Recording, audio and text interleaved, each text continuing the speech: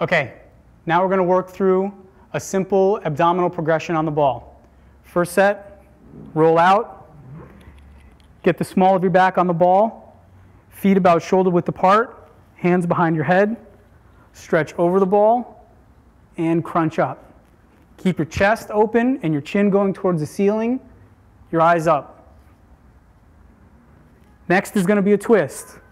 Crunch across, up, back, across, and back. Last progression here, feet together, narrow stance.